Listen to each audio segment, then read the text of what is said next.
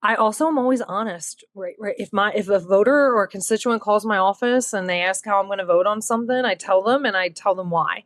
And even if they don't agree with me, I think the fact that I get back to them, that I engage with them in a polite dialogue, that we back it up with examples and facts. I mean, it's hard in this world when the news, no one knows what to trust on the news.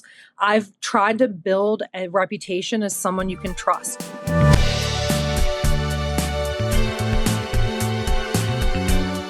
Welcome to An Honorable Profession, a podcast focused on incredibly talented people who've dedicated themselves to public service when their country and communities needed it the most.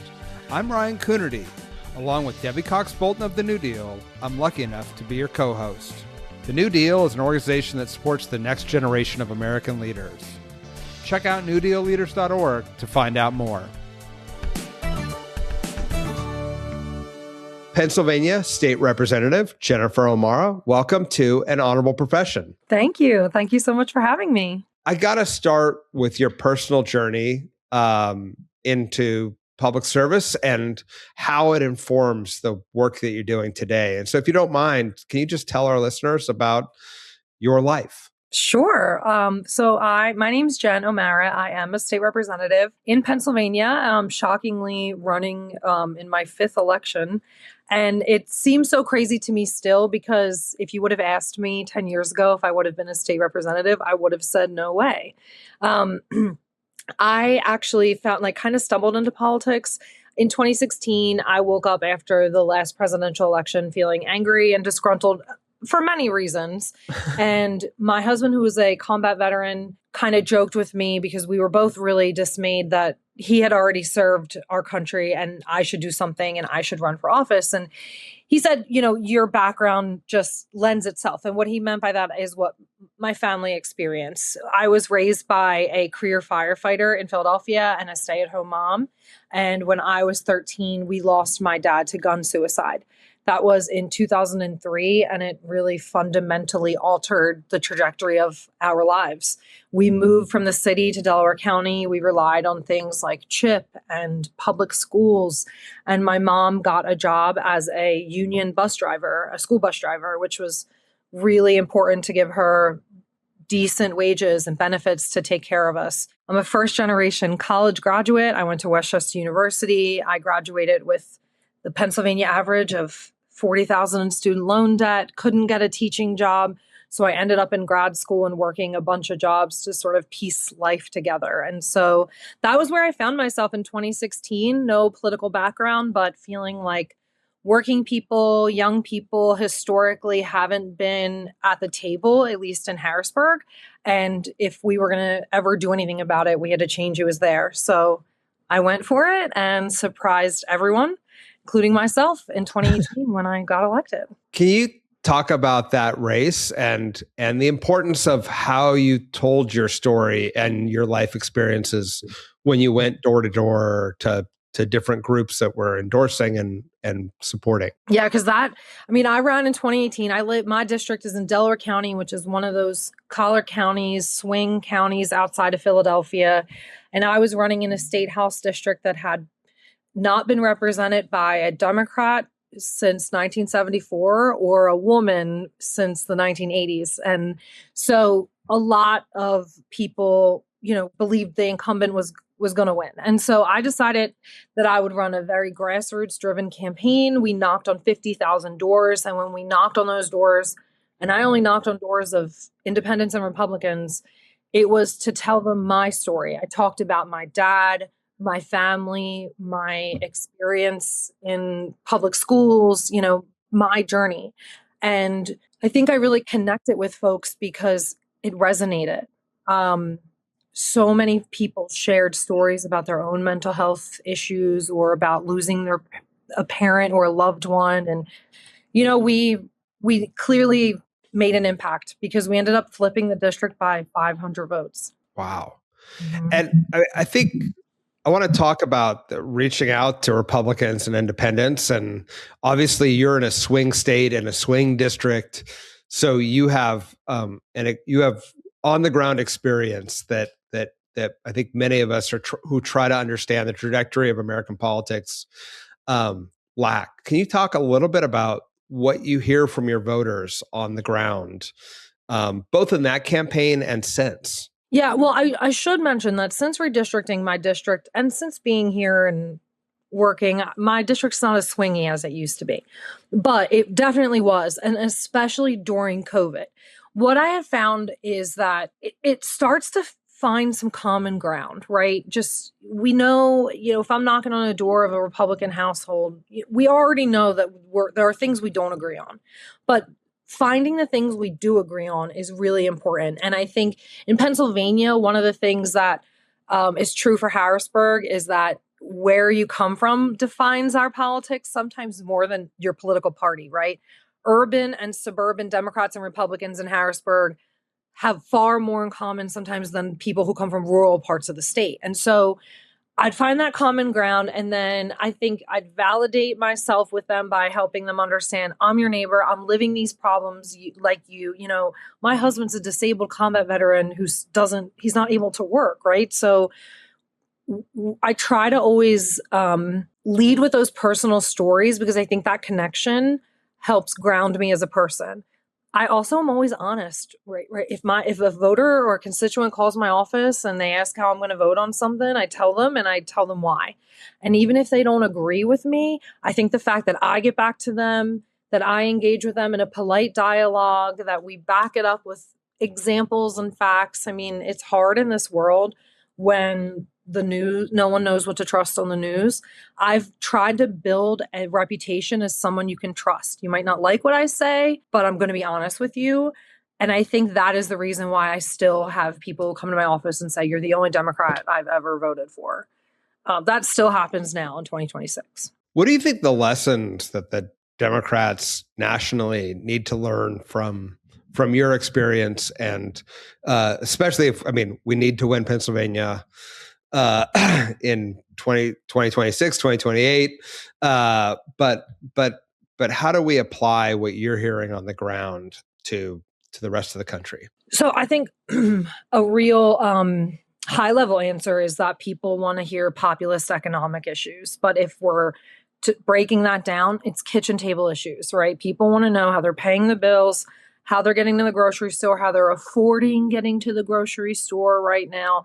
They want to know that. I feel many folks think Democrats have left them behind, and we haven't, right? So we need to make sure we're having conversations that working families are having right now. Like, we need to make sure we're engaging with labor. That's a real key component to my elections. I have been endorsed by public sector unions, building trades. My dad was a member of the firefighters union for 25 years.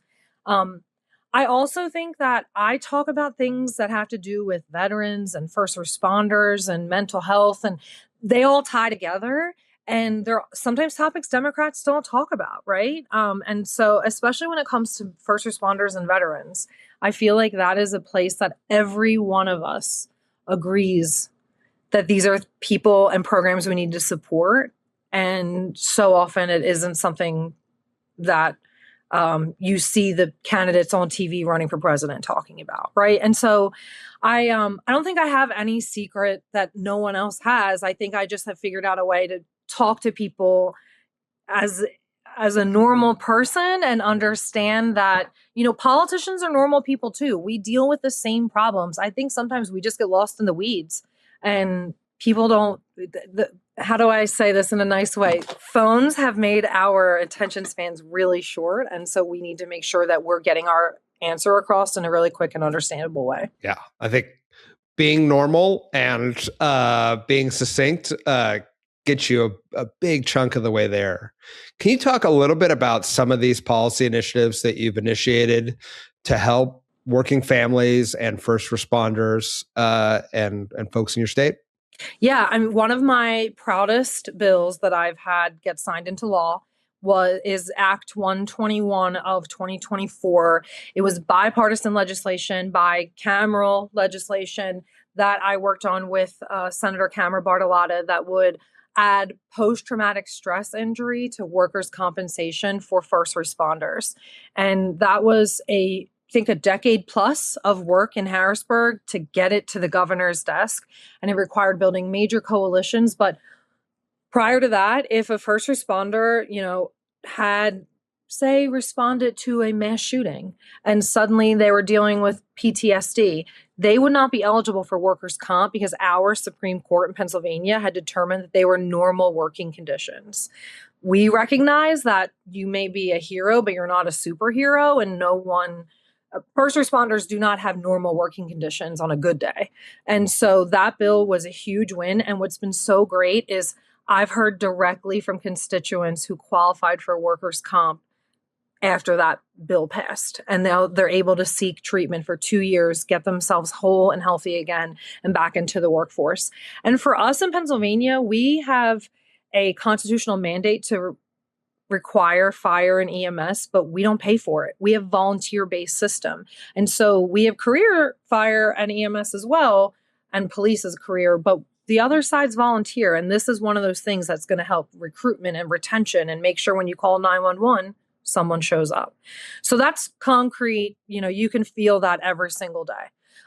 Another bill that I'm super proud of that hasn't been signed into law yet, but we did get out of the House just a couple weeks ago now, is paid family leave, or House Bill 200, the Family Care Act in Pennsylvania. And I cannot think of a piece of legislation that has more support from regular people. About 81% of Americans support paid family leave, including those numbers in Pennsylvania. It has bipartisan support. It has bicameral support. I think there are 88 co-sponsors in the House, and 62% of the Senate has signed on. That's Republicans and Democrats. And paid family leave will impact everybody and help everybody. And so I am so proud of that bill, but we still have a lot of work to do to get it over the finish line. Yeah. Tell me about the work that you had to do to get it to here and the work that you still goes forward. You're right. It is extremely popular, necessary, but not an easy legislative lift. Yeah, I mean, it's so necessary, especially when you think about the fact that the United States doesn't provide this, and we're the only industrialized country in the world. So I feel really responsible as a state legislator to do something. I would be lying if I said I've been doing this by myself, though. The biggest part of state politics, I think, that helps you succeed is building coalitions. And we have a huge coalition. It's called the Family Care Coalition here in Pennsylvania. It's spearheaded by Children First, which is a policy group that advocates for kids in public education, and the Maternity Care Coalition. It's represented by groups all over the Commonwealth, from healthcare providers to doulas to labor organizations. And we have been pushing for 7 years to get more Democrats and Republicans to buy in, and also to try to appease the concerns that we're hearing from the Chamber of Commerce and NFIB, and not just force this on people, right? So this legislation has changed. The version has changed each year as it's been introduced to find more of a compromise position. But we finally got to a point where we realized if we were going to get enough public pressure, we need to start moving the bill and getting votes on record and getting it in the press. And so that was what led us to moving it in March.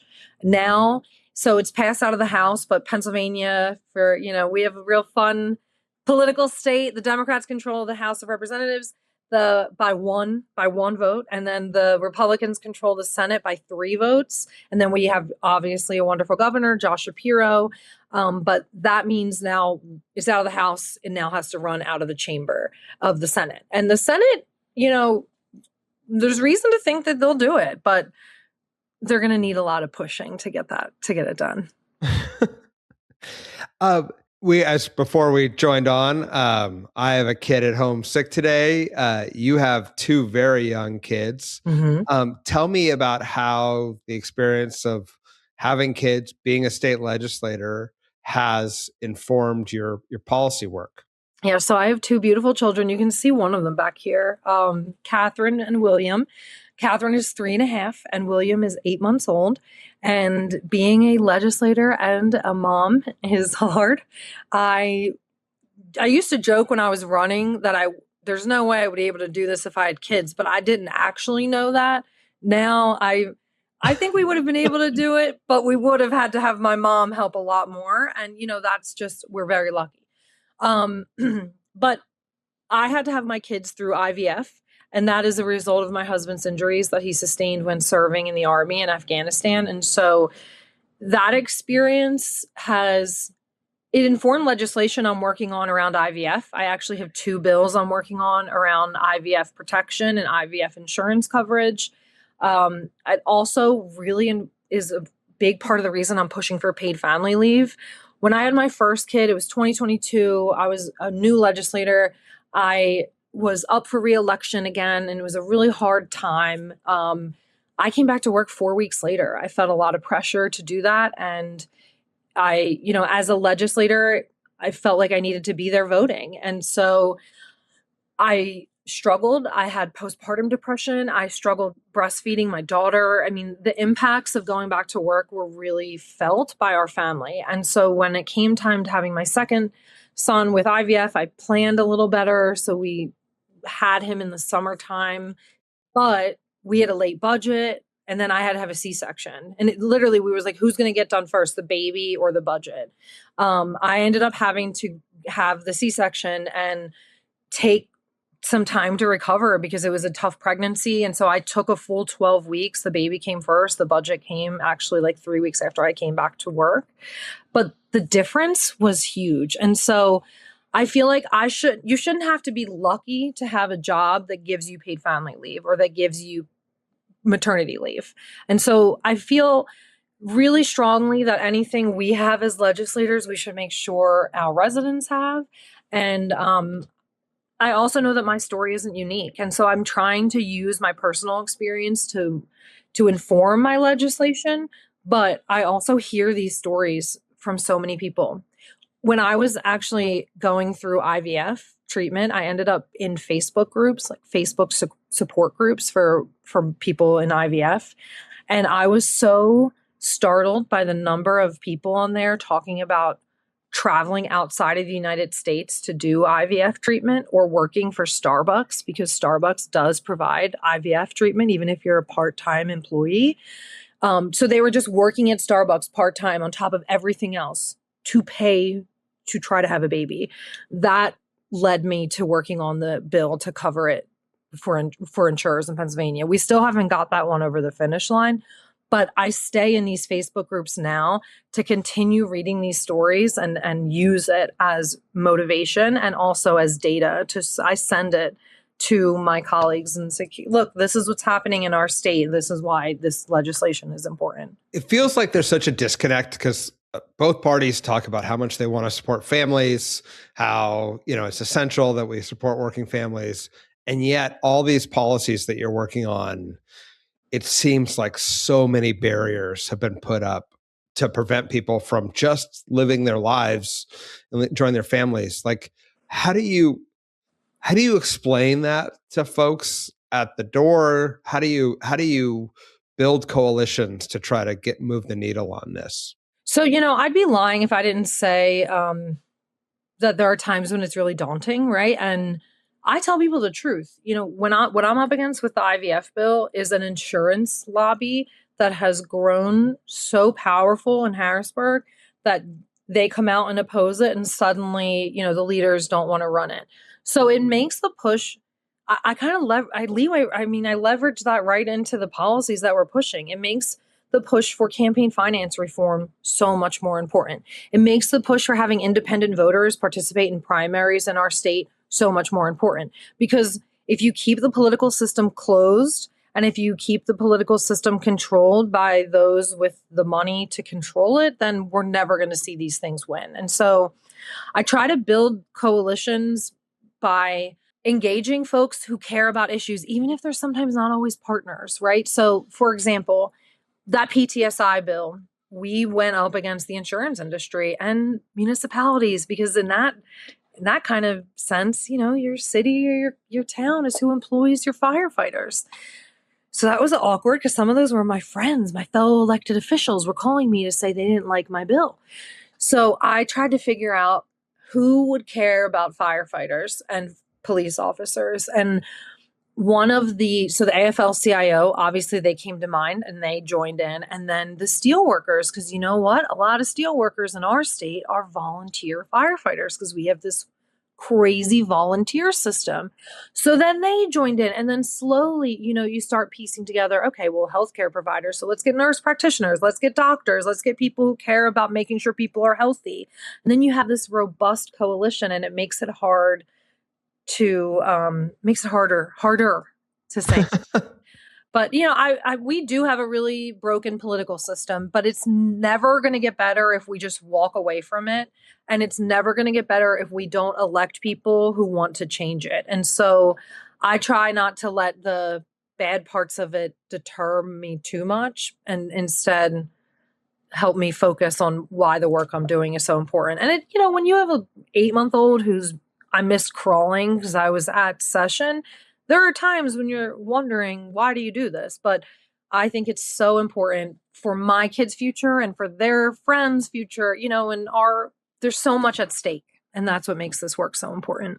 Can you talk a little tactically about how do you do this? Like, how do you represent your community, create these coalitions, deal with folks who may disagree, and manage to be there as a wife, as a mom to young kids? Well, I don't sleep well, and I'm in therapy, and most of my colleagues are. No, but truthfully, my husband is a stay-at-home dad because he's a disabled combat veteran. So while obviously we wish he was not dealing with the injuries and the ramifications and symptoms that he has, it does make it a lot easier when my childcare is so flexible. I have a great staff. One of the benefits of Pennsylvania being a full-time legislature is we have a local office. So I have an office here in my district. I have an office in the Capitol building, and I have staff in both places. And that really allows me to live out the crazy concepts that I come up with, or to manage the schedule that I have. I do try, though, really hard to build in time for my family. So when there's session weeks, I try to work from home on the days that I'm not in session. When I know I have a bunch of busy weekends in a month, I will make sure that my staff plans a Friday where they don't bother me and I take the kids to the zoo or do something with my family. So I try hard to protect that time. And I joke when moms and even dads call and say, hey, do you think I could run? Do you think I can manage this? How do you do it? And I say, schedule your time. And I mean that. Put on your calendar the time that you need for the gym, for getting ready, for taking care of your kids, moving them around. Otherwise, it won't be protected. And you have to protect your health, your mental health, and your time when you're doing something that can be a full-time job that's, the time you wake up until the time you go to bed if you let it. Maybe not surprisingly, given everything that you're managing. You're co-chair of the Mental Health Caucus. You had an interesting bill around AI therapy, and I wonder if you could talk a little bit about that.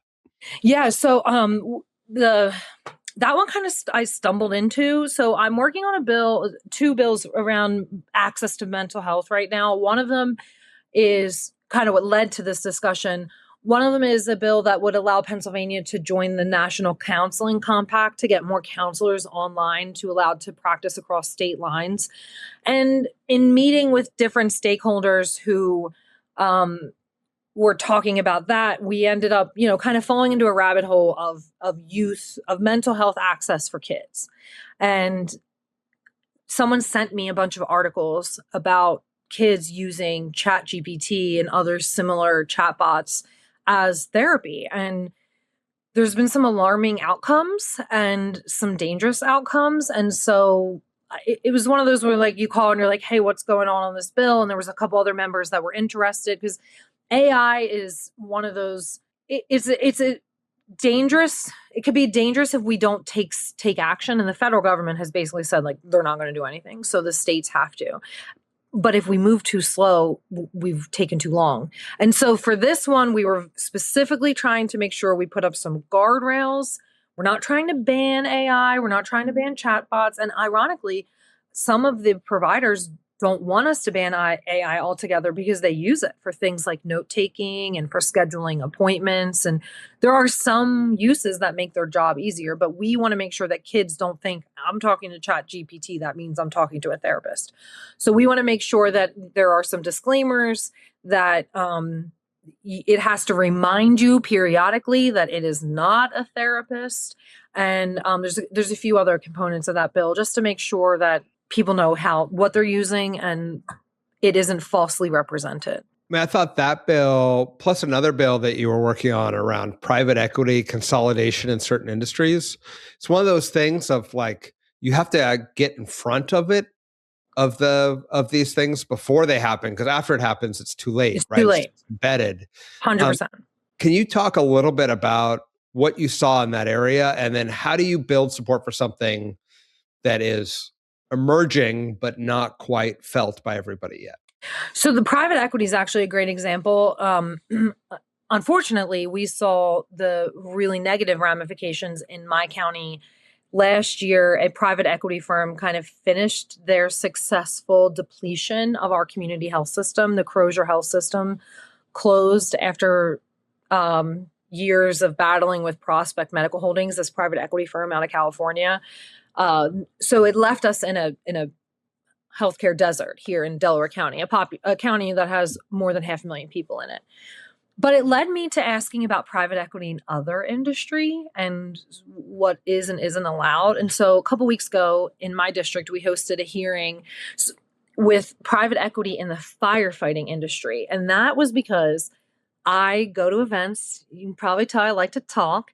And I was at a fire banquet and talking about private equity in the healthcare system with one of my local fire chiefs. And he's like, oh, well, did you hear about what happened in Broomall? And so he starts telling me about how one of our other local fire companies got completely taken advantage of by a private equity firm when buying a new fire truck in the last couple of years. So I said, no, let's have a hearing. Let's figure out what's going on. So it led to this hearing here in my district. It was so great. We had multiple local fire companies and then the state fire commissioner and then the paid firefighting, the IAFF representatives here. And they never all say the same thing. And they all said the same thing. Private equity is starting to infiltrate. It's making fire truck prices jump 30, 40% over a year. And these are pieces of equipment that already cost a lot of money. And then there's this added federal problem because the federal government makes you replace fire trucks and fire equipment, even if they're still working because of the time. So what we weren't expecting, though, was the hearing went everywhere. I have a Google alert on my name. And then all of a sudden I was getting Google alerts about that topic in little tiny newspapers and radio stations across the Commonwealth. And every time you see the local journalist interview a local firefighter, he's like, yeah, it's a huge issue. So we stumbled into something that's a huge issue right now. And we're trying to figure out what we can do at the state to address it. But what's so great about living in where I live is my congresswoman is my constituent, Representative Mary Gay Scanlon from Pennsylvania's 5th District. And so I saw her somewhere and she was like, hey, I read about your hearing. And then my staff asked me about it. And it actually led to us now engaging with her staff about what we can potentially do with at the federal level as well. So sometimes you stumble into issues like this, but private equity is just one of those examples that the federal government, once again, isn't acting. And I think it is what makes state legislators and the state legislatures across the country so pivotal is we do things that impact your daily life and can make changes that will have huge ramifications, and we actually can get things done. And it's not as bad as Washington, D.C. Yeah. Yes. And please keep it that way.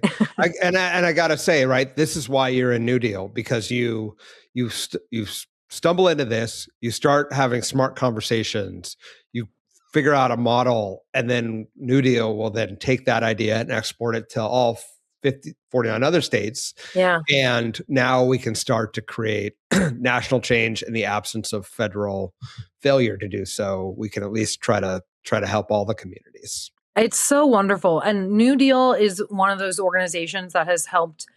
There's members of New Deal all over the country, and I know some of them from meeting them here or there. And then when I see them talking about a policy that I want to replicate, it's like, hey, great, I can reach out to you. In fact, a Michigan state senator saw a New Deal retweet or something about paid family leave and texted me asking for our messaging around it because they're going to get ready to work on it in Michigan. And like, that's the kind of collaboration across state lines that I think is so important. And I love that you helped us facilitate that.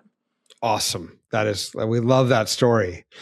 Last question. All of us seem to spend every 4 years hanging on what some suburban Pennsylvania county, how they vote and the rest of the world is then impacted. What's the state of play in Pennsylvania politics? How are things looking? What do we do to get it back to being part of the blue wall? Yeah, I have to say it was pretty cool when Steve Kornacki was talking about Delco and knowing that my district is one of the districts that hadn't reported yet when he's tracking the 2020 election outcome. But, Pennsylvania is definitely one of those swingy states, but the collar counties continue to trend Democratic. And we saw that in big ways in 2025 in our local elections here. Here in Springfield, the little town that I live in, has a 7-0 Republican Board of Commissioners. We elected the Democrats elected a township-wide auditor. We flipped a school board seat, and we flipped 10 of the local and election positions. And so there's real progress. I mean, Delaware County did it. Bucks County, you saw little changes. And Bucks County is, that's where the president was at McDonald's. That's a really crazy little place where my sister lives, actually. And that's one of those places where when gas prices are $4.20 and when people can't afford childcare and when housing is so unaffordable that you can't even afford to rent or buy, they're going to start voting against the current party in the White House. And so I feel really good here in the suburbs. And if you're looking at my indicators tend to be, where are people running? And we have Democrats running all over the Commonwealth right now in the State House. I think we have the most candidates ever running in our 203 seats as Democrats. I also look at how some of my colleagues are voting. And, we have a 1-seat majority. So you'd think a bill like paid family leave could pass 102 to 101. Nope, it was 107 to 92. So look to see who's voting for these things, and that'll tell you where their nerves are. It's, Allegheny County and around Allegheny County, around Philly, up in the Lehigh County, Lancaster area, and around Harrisburg. That's where we're going to see the most growth. All right. What's super exciting is we can flip the U.S. House of Representatives in Pennsylvania. We have 4 competitive races. And Mayor Cognetti in Scranton, she's amazing. I very openly backed Bob Brooks in the PA 7. He's one of the candidates running against Ryan McKenzie, but we're going to win whoever wins that primary. And then Janelle Stelson has a real good chance against Scott Perry. So if you're thinking about investing in Pennsylvania, look at those places. All right. Yes, everybody. And Paige is a New Deal leader, been on this podcast many times. Yes. So we love her and always want to help her in any way we can. She's one of those, Paige and I have similar things in common and similar people who've helped us get to where we both are. And she understands, you got to be from your community. You have to understand your community and you have to bring that voice out wherever you're representing, even if it sometimes isn't popular in your party. And I know it's not easy for her to do that, but she's doing it and she's doing a great job. Awesome. Well, we love having you in office. We love having you in New Deal. I think we got a bunch of things that you're going to get passed in Pennsylvania and then we're going to export them across the country. And sounds great. Thank you for joining us today. And thank you for all you do. Thank you so much. I really appreciate the opportunity. An Honorable Profession is a New Deal Leaders podcast. And because we keep things honorable, no tax dollars were used in the making of this podcast.